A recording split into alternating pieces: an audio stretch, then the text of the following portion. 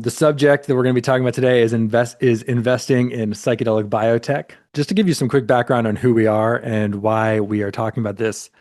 My name is Bram Rector. I'm the founding GP at a fund called Exia Venture Partners, which I started in 2021.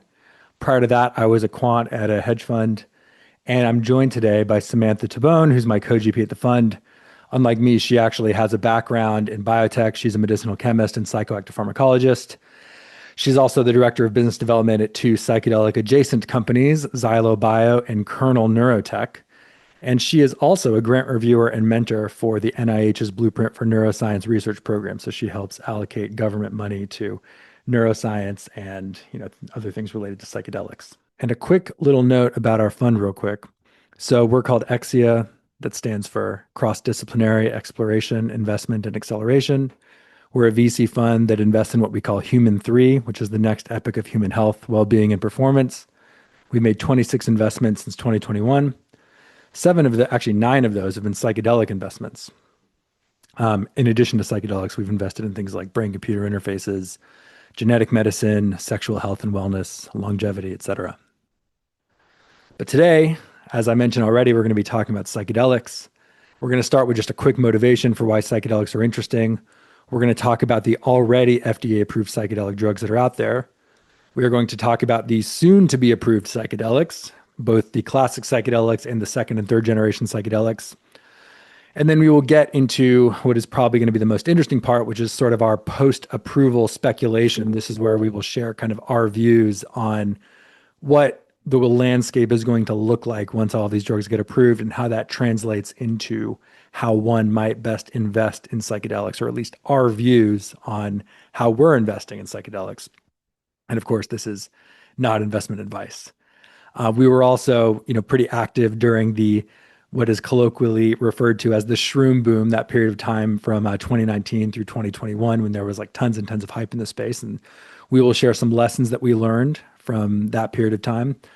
We're going to talk about how we invest, how you can get involved in some of the companies that we're talking about here. And of course, most importantly, we're going to try and save a big chunk of time for Q&A, because if there wasn't a Q&A section, this might as well be a podcast, and that would be pretty boring. So hopefully, as we're going through this, you guys will have questions. I ask that you save the questions till the end, because I think there's like 100 people on the webinar. So if people just start, unmuting themselves, it will cause a little bit of chaos. So wait until the end. We will do a call for Q&A, and then we'll either be able to, have the hand raise feature, or you can just put the questions in the chat as we're going through the webinar in real time, and then we'll answer them at the end. All right. So on to the motivation. Funny, these slides here, I actually made them for a webinar we did 3 years ago talking about investing in psychedelics. So these first three slides, I think, are probably pretty obvious to most people, but it's going to be worth repeating. The whole reason that people are excited about psychedelics from an investment perspective is because there's this huge mental health crisis in the United States and in the world more generally. Something like 26% of people in the US suffer from some sort of mental illness. 15% struggle with substance abuse. And in addition to the human cost, there's tremendous economic cost. The estimates range anywhere from, $1 trillion per year to $16 trillion by 2030, depending on what you look like or what studies you look at. But can't be denied that it's a significant cost. And we do not really have good treatments to treat these problems. All indications point to this idea that the current treatments are not enough. One of the metrics that we would always talk about is this fact that deaths of despair, which is something the CDC tracks, it's like a conglomerate or a agglomeration of suicide, drug, and alcohol-related deaths. It has increased almost 200% since the year 2000, and it keeps getting bigger. This is not just like a COVID bump. This is a steady trend over the last 2 decades. Obviously, these are deaths that are driven by poor mental health, manifesting in different ways, and it's not getting any better. About a third of people that try antidepressants still end up depressed at the end of it. There's really no good treatment for substance abuse. There's 50% relapse rate pretty much no matter what treatment you look at. And just overall, things are pretty gloomy. But the light at the end of the tunnel, and of course the thing that we're all excited about, is this idea that psychedelics have shown, both anecdotally and through hundreds of thousands of different academic studies and some very rigorous FDA monitored clinical trials, the data suggests that psychedelics can be much more effective at treating mental health disorders than any of the current treatments, oftentimes in just one or two doses or psychedelic experiences. And so there's been this big rush over the past few years to take these things that a lot of people seem to think work well for treating mental health disorders and try to turn them into pharmaceutical drugs so that doctors can prescribe them, insurance can reimburse them, and that just more generally people have access to them and are not reliant on the same old, SSRIs, antidepressants, Prozac that people have been using and not getting any benefit from. And of course, to a lot of people, this idea of psychedelics being turned into pharmaceuticals sounds kind of crazy, but it turns out that in our view, it's not that crazy. And there's a long history of highly stigmatized controversial drugs turning into successful medicines. Yes, that is correct. And hi, everyone. Thanks for coming. So these are just some of many examples where the case of stigmatized drugs turning into FDA-approved medicines is true. We've taken some of the more relevant ones with drugs that you can maybe recognize more.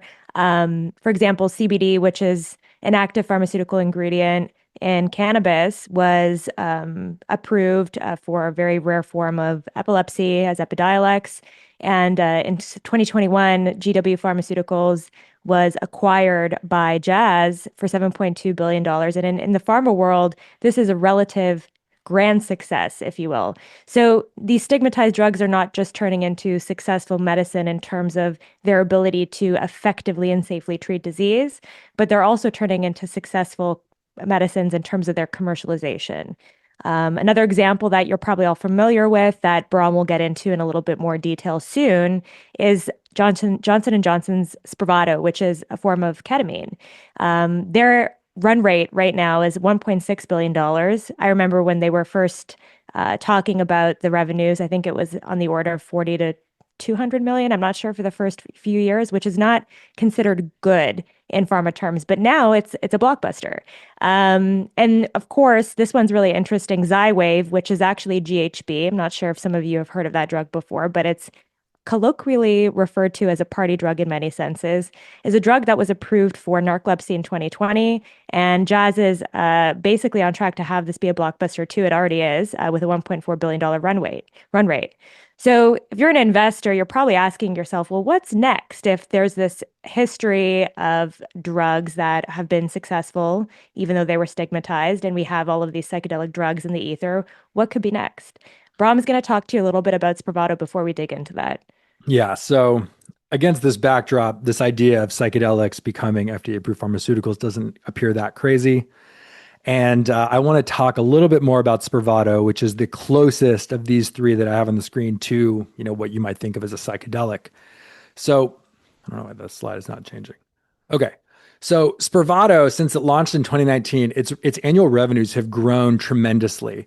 And it's not just like a commercial success. It is a demonstration that a lot of the concerns that people have about the commercial viability of psychedelic therapy are actually not really legitimate concerns. So if you look back online to 2020, 2021, and you read what analysts were saying about Spravato, they were all negative on it. And they all said that, well, first of all, no one's going to want to take a drug that makes them hallucinate. Second, Spravato requires that you do it in the doctor's office. You can't take it home. So you have to do it at a treatment center or a doctor's office, and someone has to monitor you for 2 hours after you take the drug.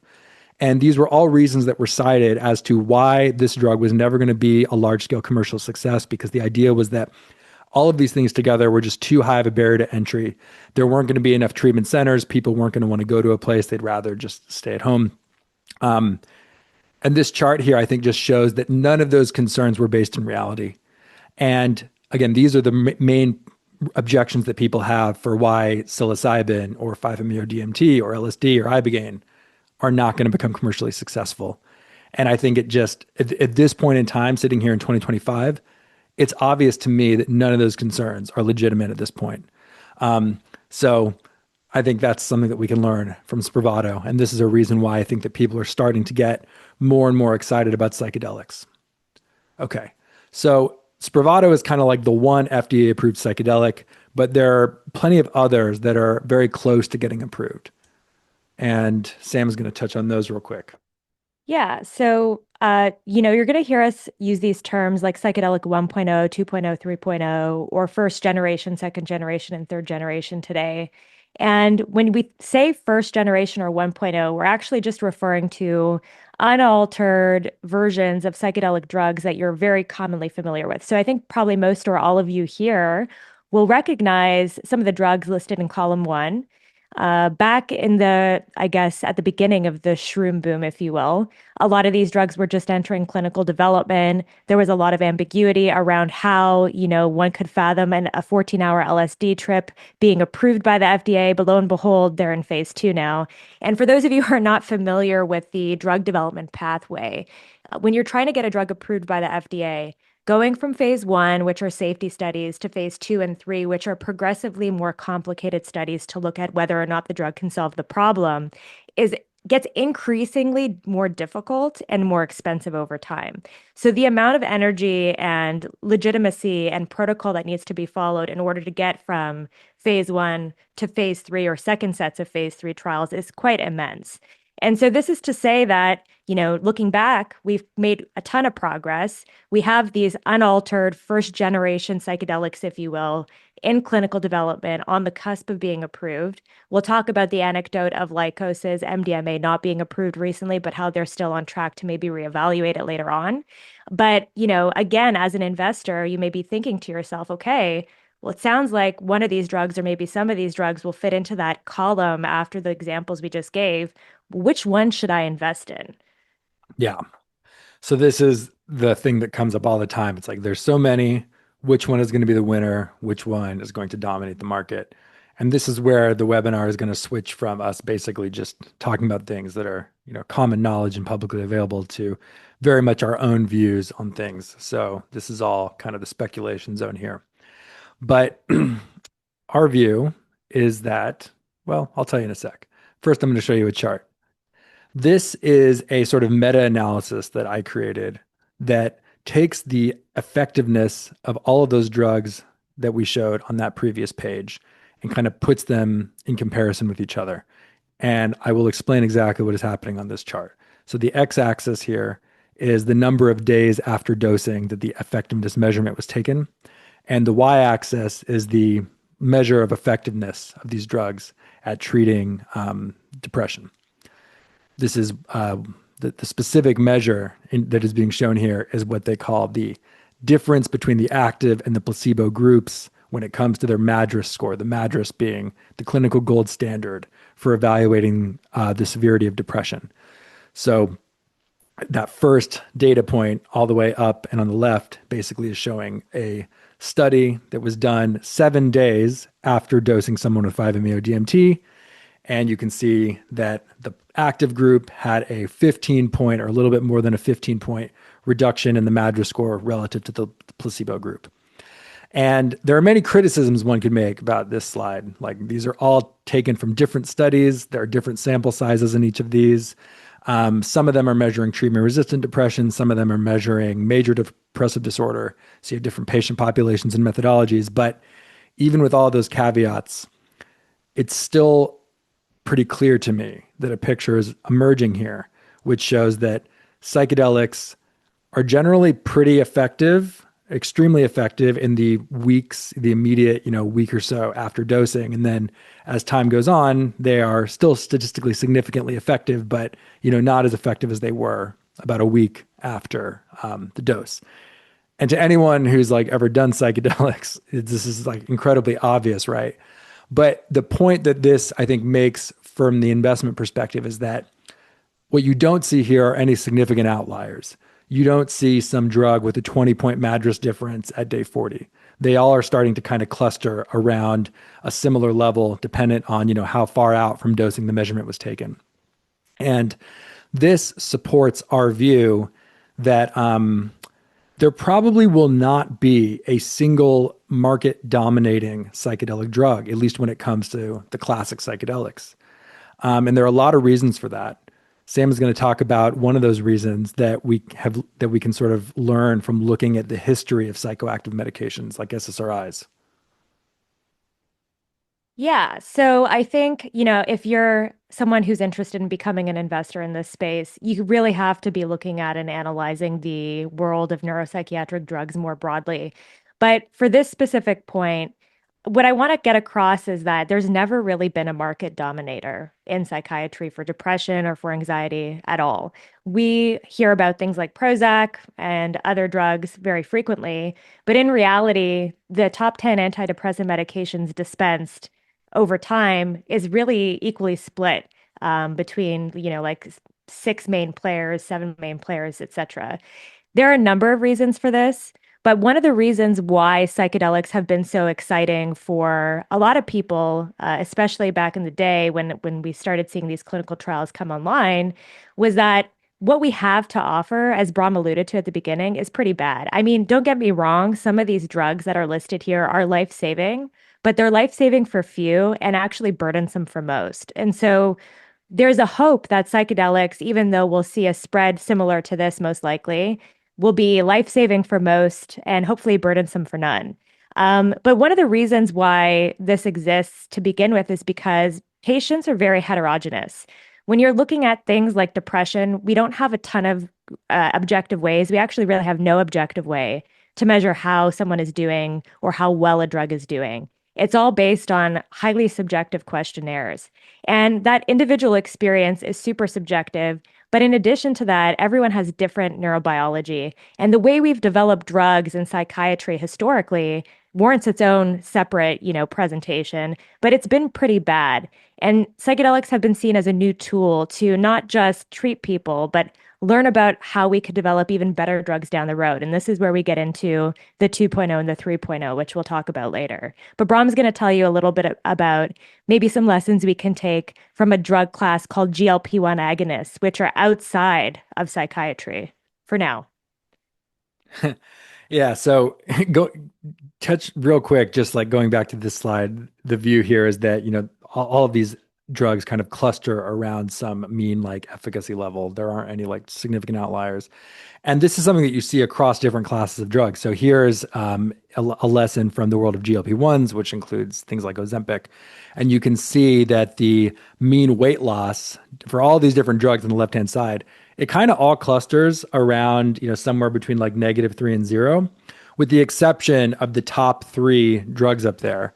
And if you actually look at what's different about those three drugs, if you go and read, the papers on them, you'll learn that they are not simply GLP-1s. They are GLP-1s in combination with something else, in combination with another drug, or GLPs that have been specifically engineered to be an agonist of multiple receptors outside of the GLPs. So we're going to use this as an analogy for what's happening in the world of psychedelics 2.0 and psychedelics 3.0, where people are moving beyond like the simple 5-HT2A agonism that you see with classic psychedelics and looking to expand the landscape of receptors that they modulate in an effort to treat psychiatric conditions.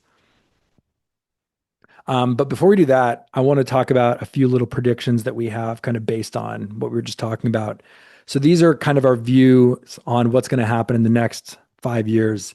As the last few slides have hinted at, we don't think there's going to be a clear winner in the psychedelic space, just like there is not a clear winner in the SSRI space, and just like there is not a clear winner in the GLP-1 space. People are going to have different preferences. Things like which version of this does your insurance happen to cover is going to play a big role. And then your own underlying neurochemistry is going to play a big role. Why does someone take Prozac while someone else takes Wellbutrin? It's not because one is objectively better. It's because their brains just happen to respond to one better. Why do some people that you meet at Burning Man like psilocybin while some like LSD? It's just an entirely matter of like preference that is largely driven by how people's brains happen to respond to this stuff. And I think that you're going to see those same things, those same characteristics in why people choose one psychedelic versus the other once these things are FDA approved. Another thing that I think is worth pointing out is that a lot of people we talk to when discussing investing in these different companies, they get really hung up on the indication. Indication meaning which disease is the drug being trialed for. They're like, well, this one is going for anxiety. This one's going for major depressive disorder, which has a bigger population. This one's going for treatment-resistant depression. Our view is that that doesn't matter so much because what is most likely going to happen is that all of these companies are going to aggressively push for label expansion once they get approved. This is exactly what happened with Spravato, by the way. So Spravato got approved for treatment-resistant depression and immediately started making a play to get approval for just regular depression, major depressive disorder. And Hmm. then in addition to that, just like you see with the GLP-1s again, there's also going to be a lot of off-label use.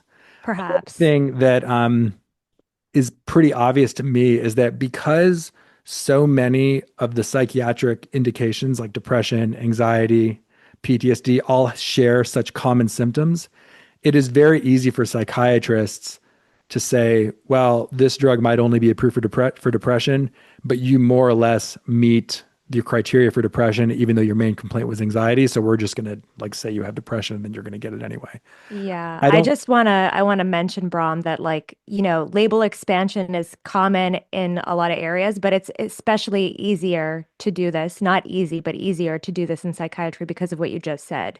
Um, you know, there's this concept of transdiagnostic biomarkers in psychiatry where you can more reasonably infer that something is going to work in one, type of depression, because it works in another. And so I just kind of want to highlight that for people listening. yeah. I mean, another thing that's probably going to be pretty obvious to us is that, or should be pretty obvious rather, is that once these things actually get approved, they're probably not going to be marketed as psychedelic. If you look at Yeah. Spravato, that ketamine drug, even though it is very much a psychedelic drug, the word psychedelic doesn't show up on any of the marketing materials. It's not on the box, it's not on the website. And that'll probably be the case for these other psychedelic drugs as well. And the other big lesson that we learned from Spravato is just that concerns around will there be enough delivery sites? It's not really a concern because now at this point, Spravato has the delivery networks for Spravato have been well established, and all of those facilities can more or less be used for other psychedelics. So I think Hmm. the uptake will be a lot faster than it was for Spravato. Like that, those as impressive as that revenue slope was for Spravato, I think it might be even more extreme for drugs like MDMA, psilocybin, and LSD once they get approved, just because that infrastructure is already in place. It doesn't have to be built.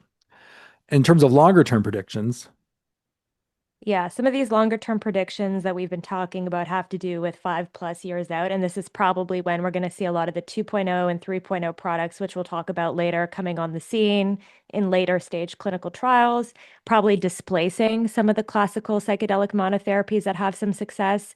A lot of the reason behind this is because the 2.0 and 3.0 products are essentially being engineered to be retaining the same amount of efficacy for these types of disorders without certain unfavorable side effects. What most notably, actually, in my opinion, is moving towards something that can be chronically dosed and dosed at home. And you can essentially change the chemistry and pharmacology of a drug to make things like that more favorable. And one of our portfolio companies, Xylobio, is doing that, which we'll talk a little bit more about later.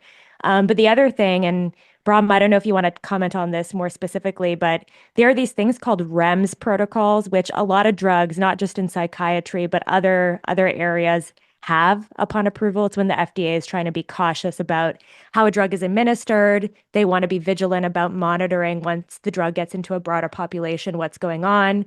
But essentially, at first, REMS are implemented, and then they're kind of, we've seen greatly reduced over time. Like with Spravato, I'm not sure if they've been reduced, but Brahm, I think you've done a lot more research here than I have. What is it that you saw with REMS? well, yeah. So the REMS protocols, as Sam mentioned, are these safety requirements. These are the requirements that make it so that Spravato has to be done in a physician's office and have 2 hours of monitoring.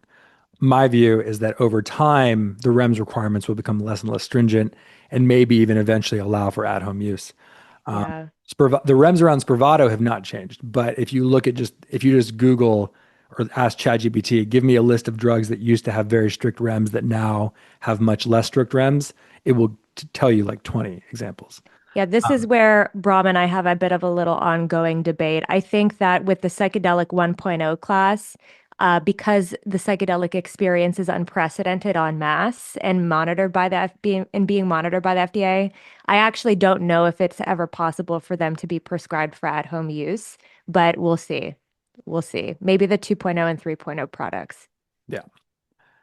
Okay, so this is really insane looking, and I'm a little biased towards science. I'm not going to talk a lot about this. What I want you to take away from this, because it's critical for the next part of the discussion, are the structures that are in those three green boxes at the top. Believe it or not, LSD, MDMA, 5-MeO-DMT, psilocybin, they're actually all at the bottom of this screen in different forms. There's also some other drugs there. But the point is that the classical psychedelics, the 1.0, the unoptimized versions of these psychedelics, belong to three general classes of compounds. And we're going to talk a little bit more about why that's important. But essentially, they're all kind of stemming from these three starting points that you see in green boxes. That's all I want you to take away from this. And the reason why I wanted to show you those complicated structures is because psychedelics 2.0, like the majority of these compounds, were actually slight derivatives of classical psychedelics. So, what I mean by that is companies and chemists looked at some of these drugs that were really successful, and they would make slight adjustments to the atoms that are in the structure so that they retain that same look, but maybe have a little bit of a different composition that allowed for these companies to be fast followers and grab some IP or intellectual property. This is a very common strategy in drug development. It is not a bad strategy, it works. But a lot of the fast followers that you saw, some good, some bad, were attempting to adopt this strategy so that they could kind of ride on the tailwinds of the classical psychedelics, if you will. But in my opinion, there isn't a ton of rational design that goes into this. Again, worthy for a separate conversation. Now, another class or type of strategies that we think about when we think about psychedelics 2.0 is this idea of combination therapeutics. And remember, Brahm was alluding to this with the GLP-1s. Some of the more successful GLP-1s have been these combination therapeutics. And so we've invested in a few companies that are looking at combining classical psychedelics with, I guess, for lack of better words, amplifiers or complementary drugs that would basically optimize the experience or the effect in patients.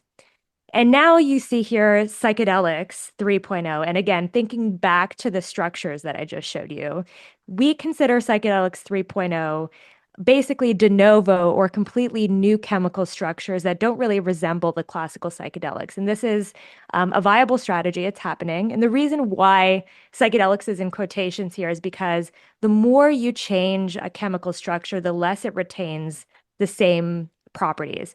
And a lot of the psychedelic 3.0 strategies are actually to develop explicitly non-hallucinogenic compounds. And so these are actually being engineered to be more usable at home, more usable chronically. Can get into the pharmacology of it with you separately, but just know that there's this whole other realm of psychedelic-inspired targeted therapeutics. That's right.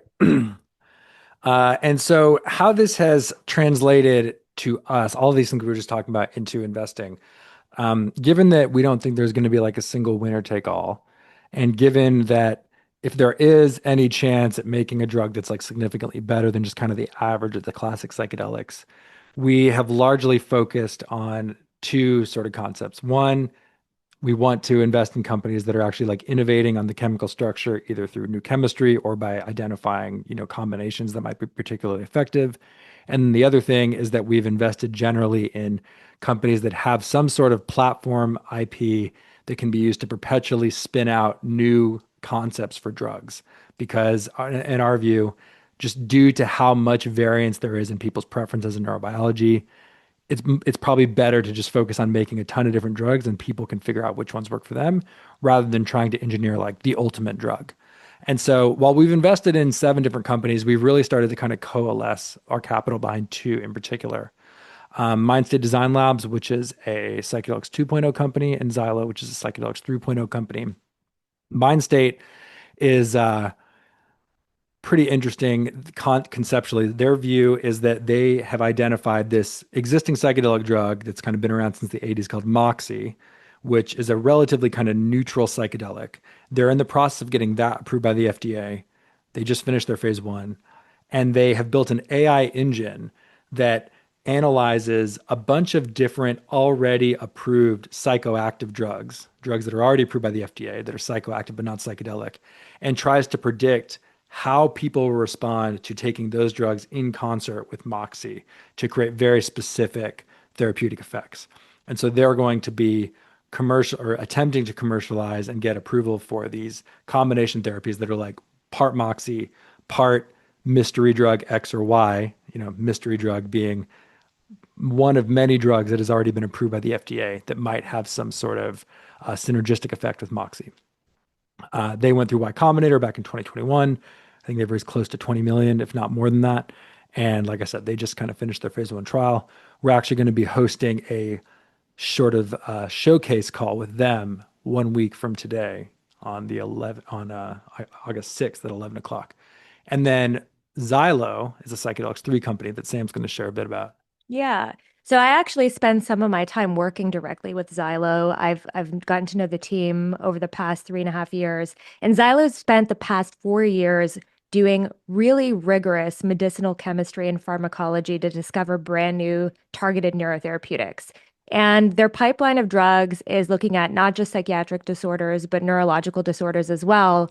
But their main program is on track. I mean, as far as I know, I think their main program is the most selective 5-HT2A agonist in development today, but it is a non-hallucinogenic agent, and it's also been optimized to not harbor some of these other esoteric side effects that psychedelics have that the FDA is concerned about that maybe is beyond the scope of this call. But essentially, Xylo will be entering the clinic soon, and we're quite excited to see what's to come. If any of you have any questions about Xylo, you can reach out to me or the team directly. But, I think our core bets in 2.0 and 3.0 really represent a new class or a new era of what I call neurotherapeutics. And I beg to ask the question to everyone, like, what does psychedelic even mean? I think at this point, from a pharmaceutical industry perspective, from an academic or a scientific perspective, it's honestly kind of meaningless. And I really would encourage everybody who's interested in understanding where these drugs are going to perform to look at the broader landscape of drugs that are in the psychiatric realm. Almost every single drug that is CNS active, that is central nervous system active, is psychoactive. All psychoactive drugs are harboring some kind of subjective effect. All psychedelic drugs are psychoactive, but not all psychoactive drugs are psychedelic. So I just think that as time goes on, these drugs are becoming more integrated into the pharmaceutical realm, and the chemistry and the science and the structure really does dictate what kind of drug it is going to be. And so, in essence, yeah, we're hoping that over time it'll become more clear where the winners are going to be. But as we've said, there's not going to be one winner takes all here. Yeah. And we will get to Q&A in probably less than 5 minutes. So hopefully you guys have some questions. If you want, you can go ahead and start writing them in the chat, or you can wait to ask them live at the end. So that's kind of been our strategy for investing on the private side. For people who are interested in, the publicly traded companies, you're more or less restricted to the classic psychedelics, although companies like Cybin are working on, some derivative molecules. In terms of, a recommendation, one way or the other, I'm not going to give a recommendation other than think back to what we were saying about how there's probably not going to be one clear winner. If I were investing in the public markets, I would probably be holding just a basket, because there's just no way to have a view that like one of these drugs is going to be a significant winner and the others are going to be losers. Of course, that's not financial advice, but a few points real quick, and then we'll get to Q&A. All right, so we wanted to talk about the lessons from the shroom boom. This was that era from like 2019 through 2021 where there was a ton of hype in psychedelics and there were companies being started every single day. A number of lessons, and I think Sam and I'll just kind of riff on these for a little bit. But the first one, and this was really demonstrated when MAPS or Lykos got their MDMA therapy rejected by the FDA, is that all this talk about how therapy is going to be like key to getting psychedelics approved, it turned out to be the opposite. The FDA really didn't like the fact that talk therapy was included as part of the therapeutic protocol. They were like, we know how to regulate MDMA. We have no idea how to regulate therapy. And that was used as a strike against them when that decision was made. And since then, I think most companies that are running trials of psychedelic drugs have decided to eliminate any therapeutic component. Any So, mandated therapeutic component. So I kind of want to say here, and Bram and I were talking about this earlier. This is not to say that psychedelic assisted psychotherapy, in essence, from a care delivery or a provider or an academic point of view, is useless. It's not. We know that it's helpful. But in terms of being an investor in this space, like most of these companies, as Bram mentioned, have abolished the idea of trying to get an adjunctive psychotherapy component as part of the approval process itself, mechanistically, that is. Absolutely. Um, Another thing that probably should have been obvious at the time, although it wasn't obvious, is just that there's kind of a natural limit to the number of legitimate companies that can operate in the space. Like, there's not an infinite number of potential psychedelics, and there's certainly not an infinite number of the classic psychedelics.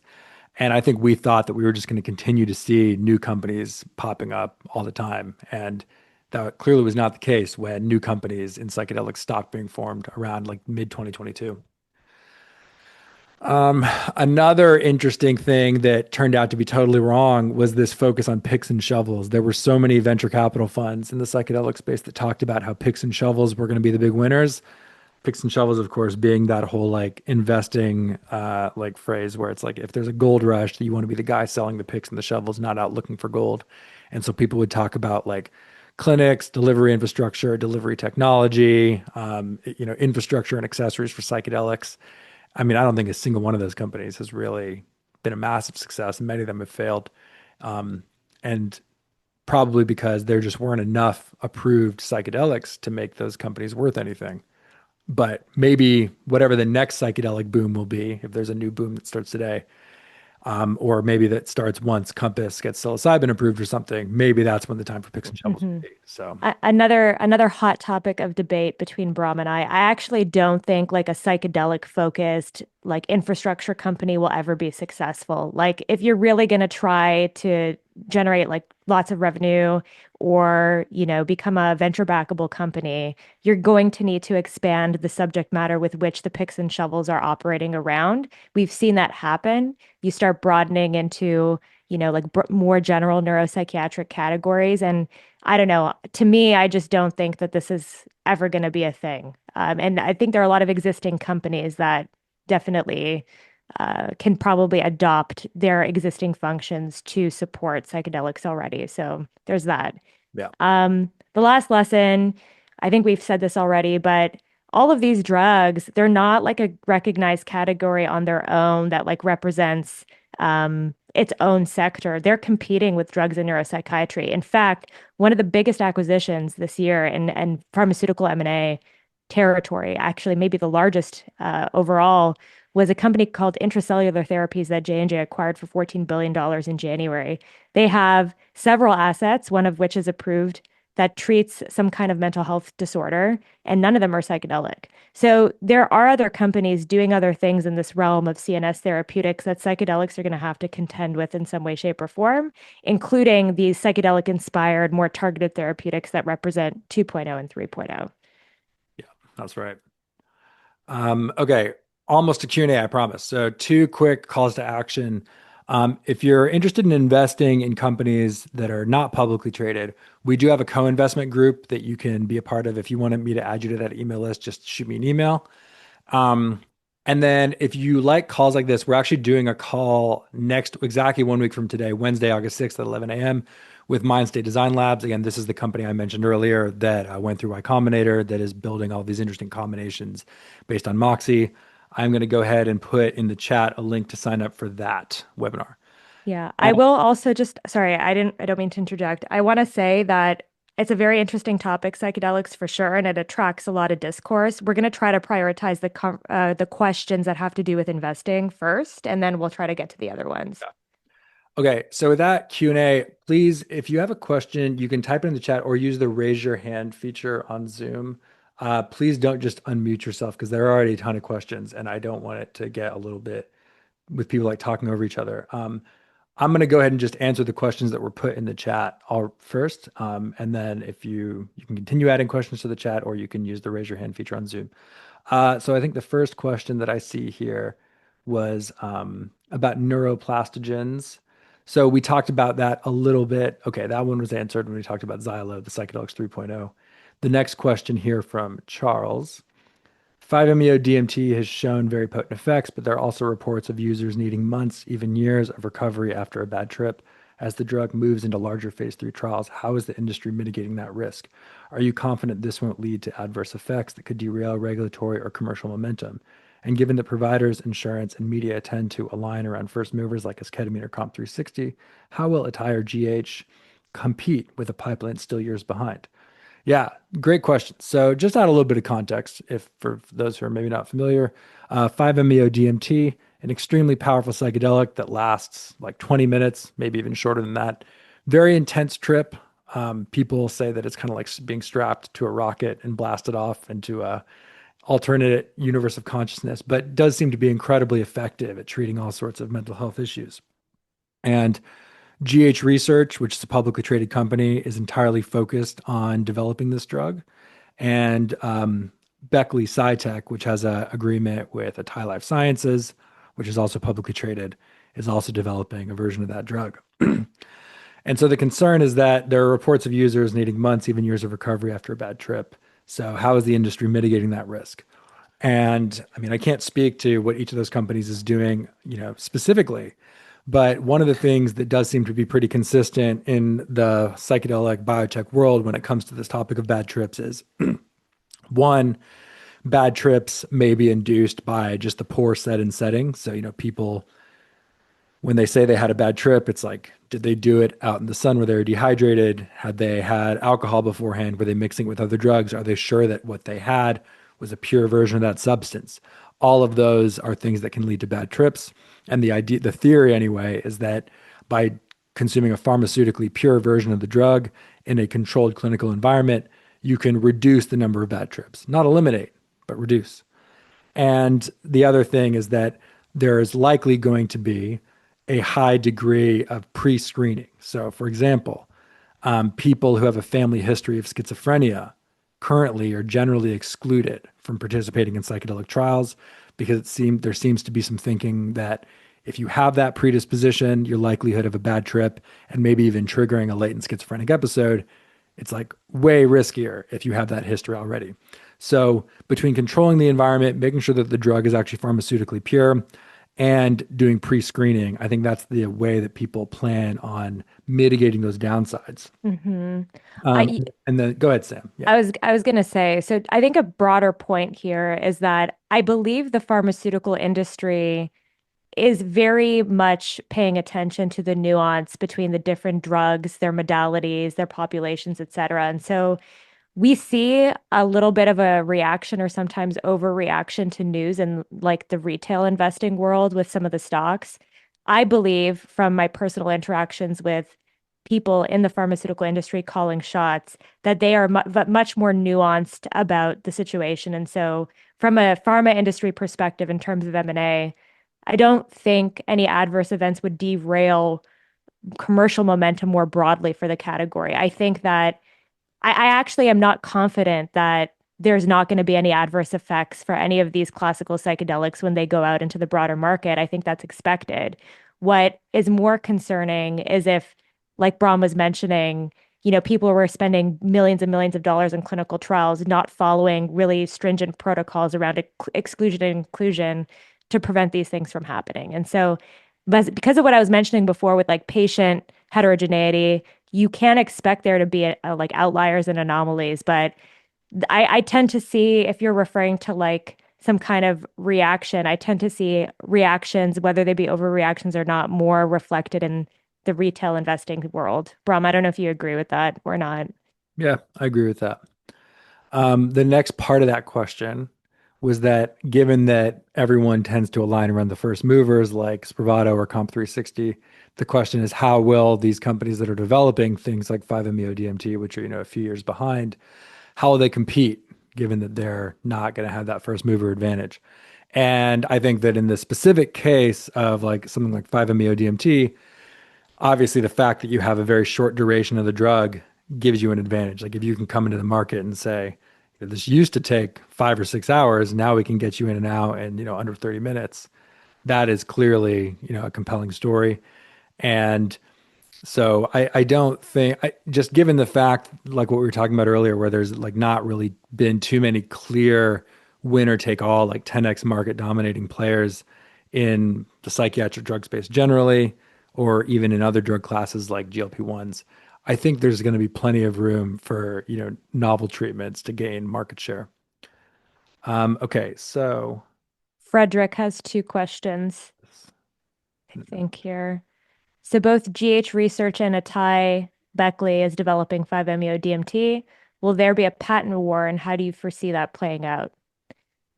yeah, I mean, I think with patents, it's like there's what the patent says, and then there's like how much money you have to defend it. I think a lot of the stuff just comes down to who can last financially, and less about the specifics of, what we can find by doing a patent search or something says.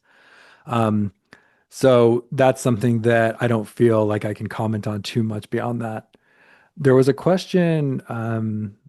Oh yeah, the Frederick's following question was, how will the longer acting psilocybin and LSD fare against the shorter acting DMT and 5-MeO? Yeah, I mean this is sort of this is a follow on from the question that we had answered before, which is like, how is DMT and 5-MeO going to compete with something like psilocybin, which maybe has like um, some market share beforehand. So I think the answer is that, just given that psilocybin is going to have that first mover advantage, then they will sort of be able to establish themselves in the market before DMT and 5-MeO come in. Yeah. And just to kind of go back to your other question for a second, too, like I do think consolidation is a real thing. We've seen that already start to happen. And, it wouldn't surprise me if there's further consolidation with the 1.0 class in terms of entities and assets kind of coming under one roof, so to speak. Mhm. And this question from Nuno, I think Sam can speak to. Given the advanced pipeline and clinical stage progress of companies like Pathways, Lykos Therapeutics, Atai, and GH Research, do you anticipate their path to commercialization will be via acquisition by larger pharma/biotech, or do you expect them to pursue independent commercialization? Which factors lead you to lean towards one path or the other? It's a good question. I think that there's already precedent deals in the pharmaceutical space, like with Mindset Pharma being acquired by Otsuka, not for a ton of money, but they were a preclinical company, I think something like 63, $65 million. And Gilgamesh doing was it like a $1.4 billion deal with AbbVie and BioBucks? I think there's precedent for M&A for sure. But I do think that once a company is able to fund a drug past the phase 3 inflection points, that financially it's generally in their best interest to try and commercialize on their own to recoup some of those costs, or maybe they IPO. I think that's definitely a possibility. It's hard to say, the factors that I consider really has to do with whether or not the company has cash. Because obviously, M&A is something that happens a lot more when companies are out of cash and they don't have a ton of options.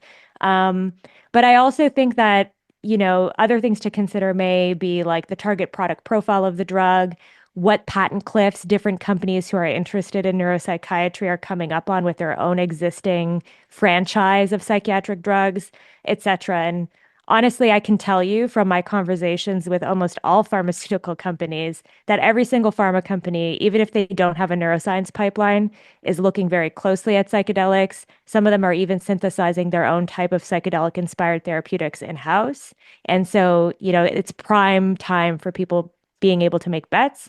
And I think depending on what the readout of Compass's, final clinical work looks like, what the approval, I guess, rate looks like for the next set of psychedelics over the next couple of years is, will influence how aggressive and proactive pharma wants to be. But as it stands, I feel like they try to wait until companies are a little desperate. But that might change.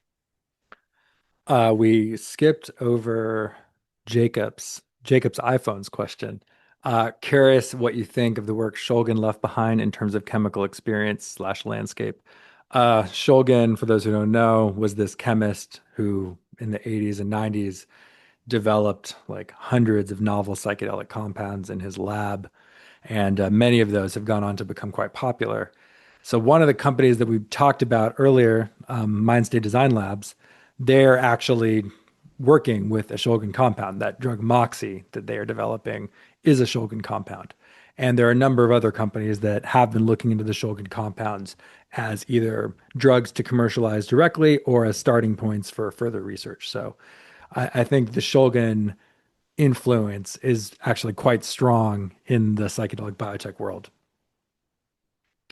This is a good question from Jess. How do you think the new potential patent overhaul would affect the market with companies having to pay an additional fee for having the patent based on the patent value?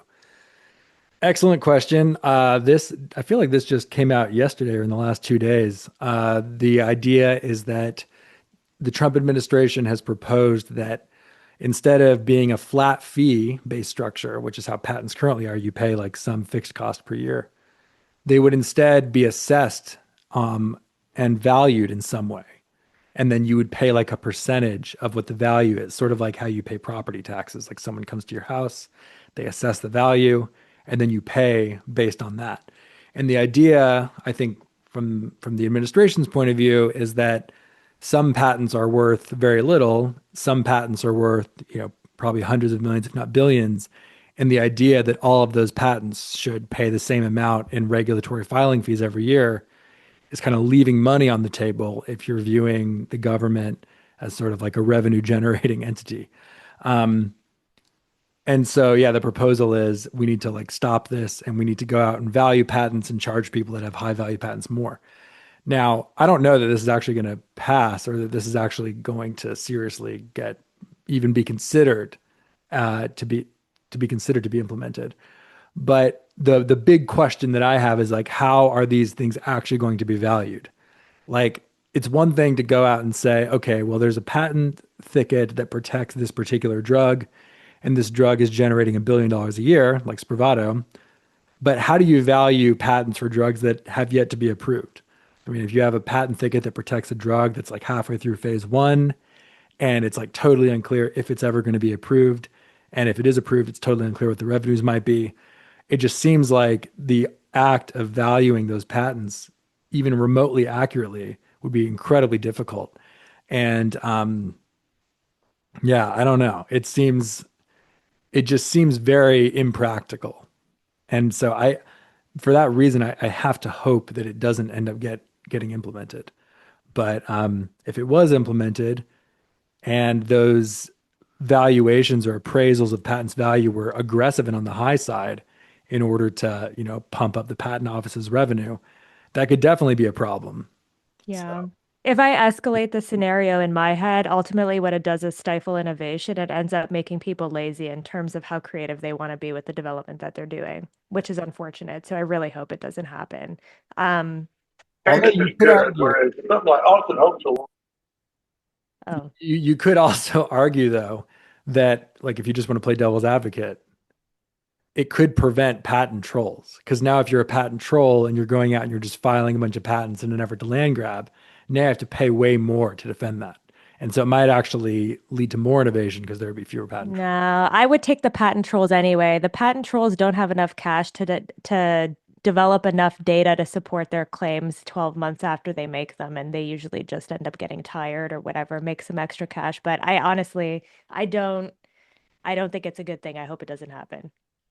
Um, There's a question that Brent asked that I think is pretty interesting.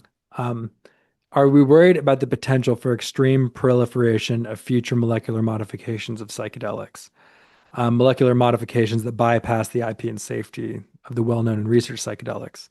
And I think this is kind of a good point. Like part of the reason why people are so bullish on psychedelics is because there's so much evidence of human use, right? Like people have been using these things for so long and they're generally safe and well tolerated.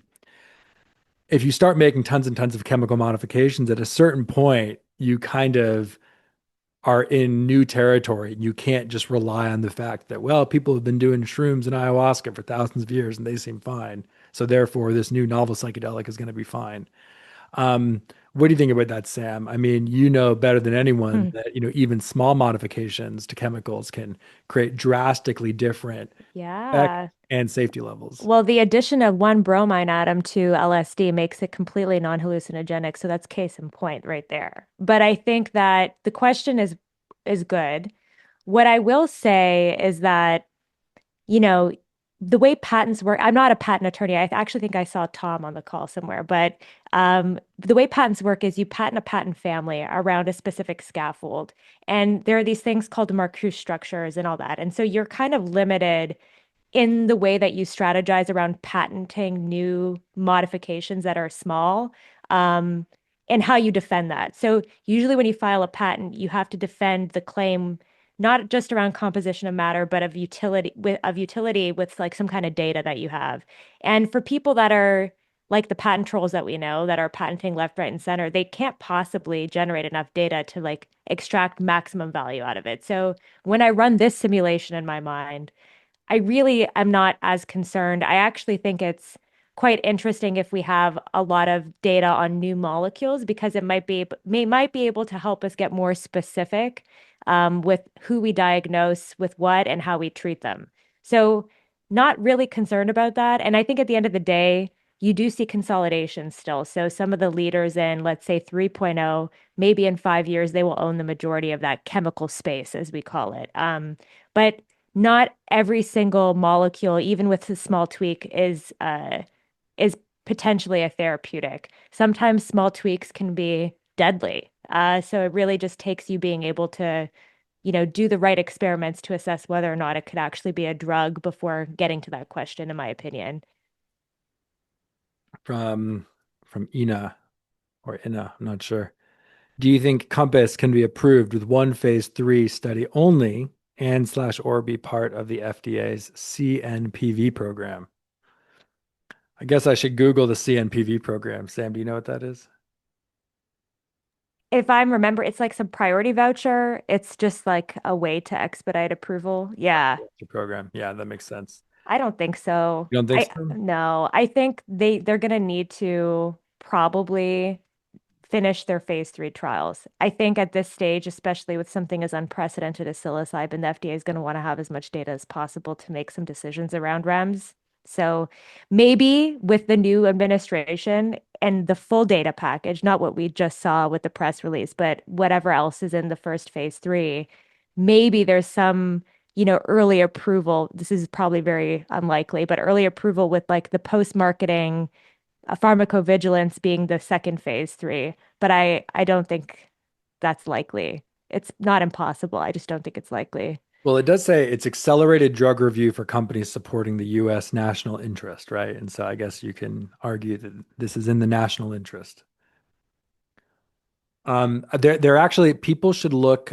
Just a few days ago, H.C. Wainwright, if I'm remembering correctly, an investment bank, did a call with Kabir, the Compass CEO, and I think they may actually have addressed it. If you go to the Compass Pathways website and you look at the news tab, I think they have a link to it there. I watched like the first 10 minutes of it the other day, and then I had to go do something else. But I think there's a chance they might actually have been asked that question on that webinar. So an interesting question, an interesting concept for sure. Odette is telling us that only 5 companies are going to get that voucher. That's interesting. Okay. Any other questions from anyone? I know we're kind of at time. Happy to stay a little bit longer if anyone has any other thoughts, but if not, I do appreciate everyone's attendance. Feel free, if you're interested in learning about Mind State Design Labs, a reminder that we are doing a call with them next week, and you can register for it at the link that I put in the chat. Other than that, thank you guys so much for coming. Thank you for the engagement. Really appreciate it. Marcus, thanks for coming. And hopefully we'll see you guys at another webinar at some point. Bye.